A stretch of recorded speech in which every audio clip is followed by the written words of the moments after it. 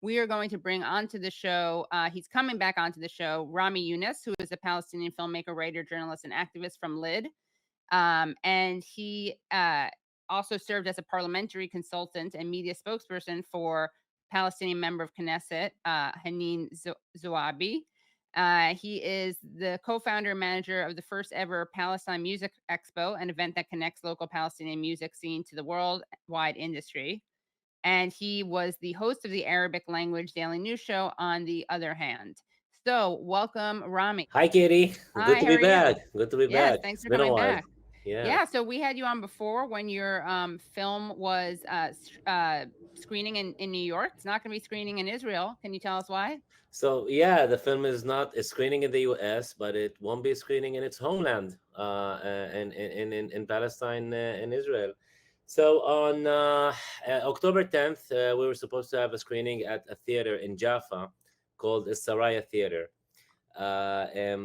Hours before the event, days before the event, a couple of days before the event, the Israeli Minister of Culture sends a letter to the Israeli Chief of Police demanding that they intervene and stop the screening or ban the screening because it might incite unrest in mixed cities. That's according to him. Obviously, the problem was that it was my film. The problem was that it was our executive producers, Roger Waters, and they did not want to have a film about the Nakba, the Palestinian catastrophe that shows what happened in 1948 in my hometown, to be screened. So anyway, but that day, October 10th, I'm on my way to the theater. I know the tensions are high, and the theater manager calls me and says, "Listen, an Israeli intelligence officer wants to talk to you."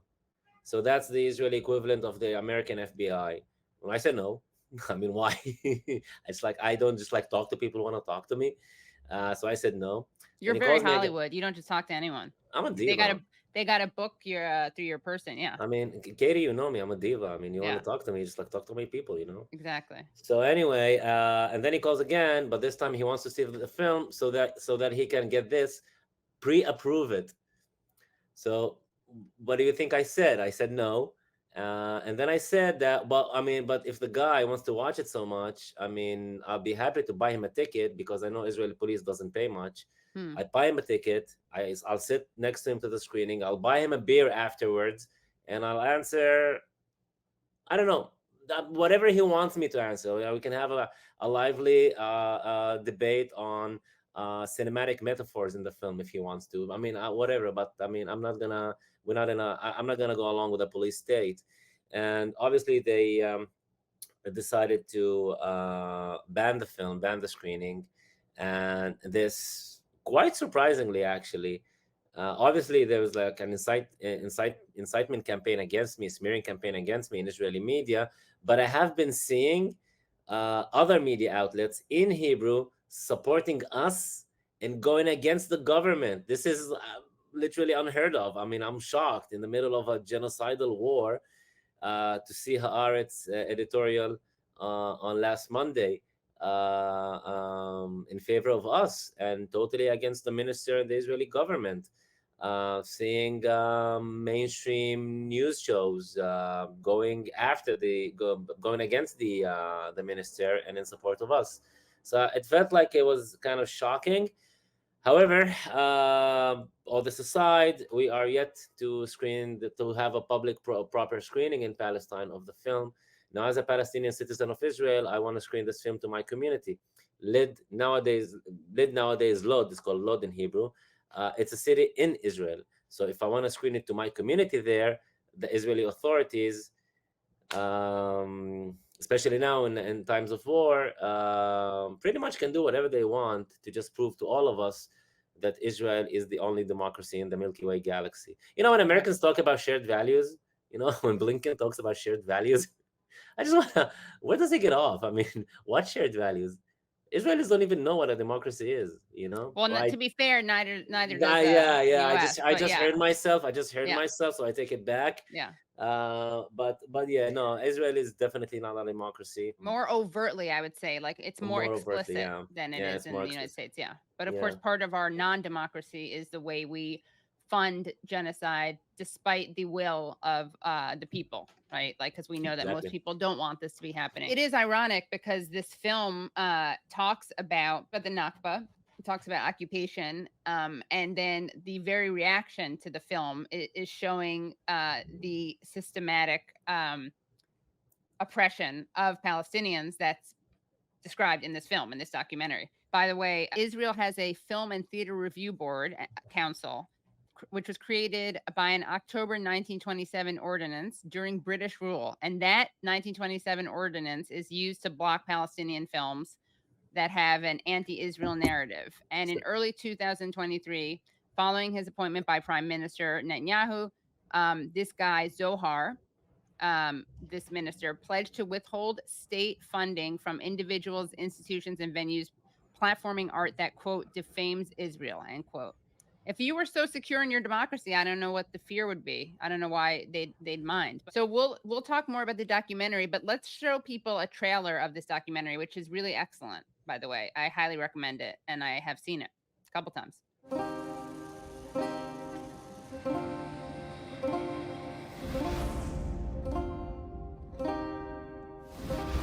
زمان أنا كنت كتير جميلة وكنت كتير مشهورة. كانوا يجوا ناس من كل العالم لحتى يزوروني. أنا كنت المدينة اللي ربطت فلسطين مع العالم. بس فجأة قامت لقيامي.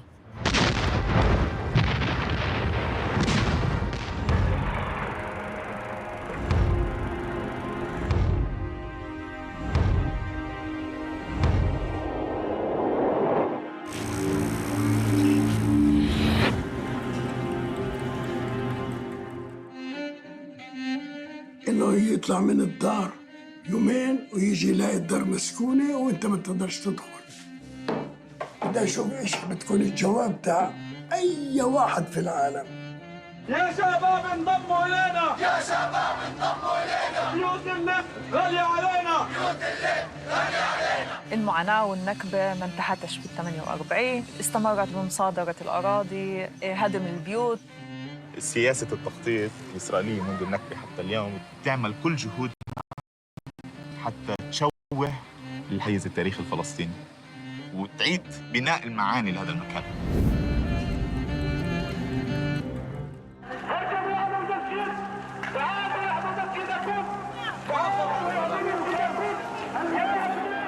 الشجرة هاي فيها كمان ليمون، كمان بردقان وكنابل. قعدنا كل يوم يرتم علينا شغلة وخلينا عشان نتذكر شو مرقت البلد، شو مرقنا. ما بدي أمرق نكبة تانية.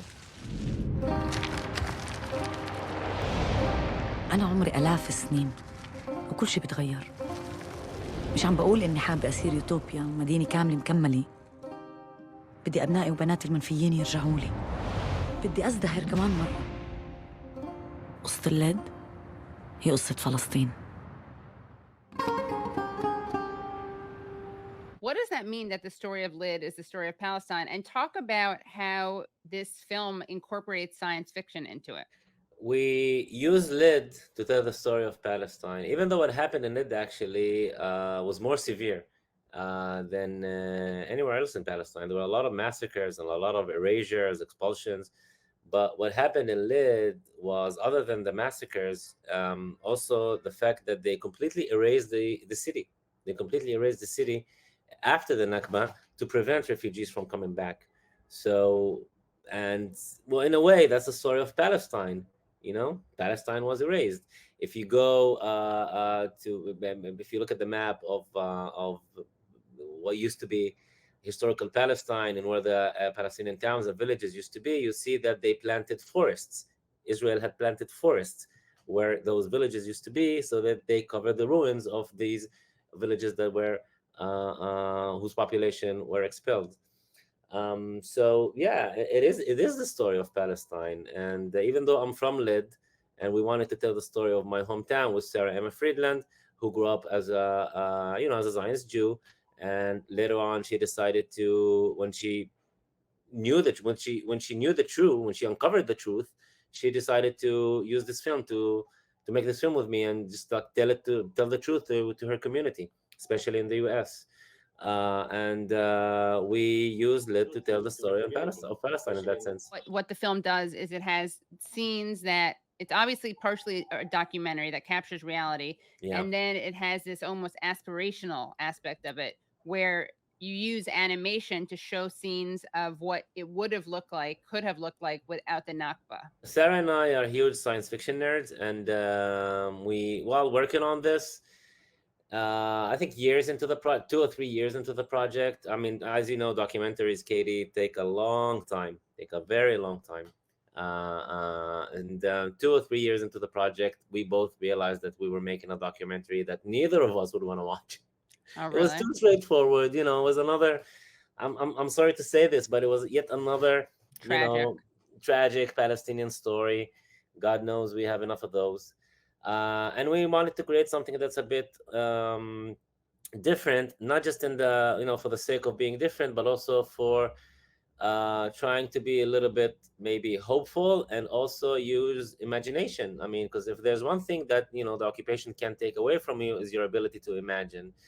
And so we started working on this. We decided to create an alternate reality in which, the atrocities of 1948 never happened. And we ended up creating a reality in which everyone from the river to the sea is equal. Can you imagine that? Imagine that radical idea. And this is the idea that the Israeli government wants to ban. This is what they don't want people to see. This is just beyond me. You're scared of this?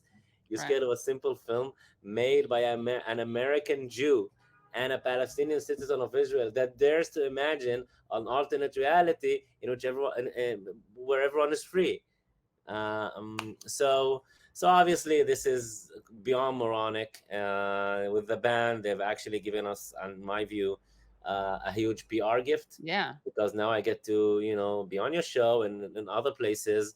Just today, we got a press release from PEN America. PEN America issued a press release in full support of us and against the Israeli government, against banning the film. So how do you look now? How do these guys look now, And one more thing on the ban, Katie. You watch the film, so you know that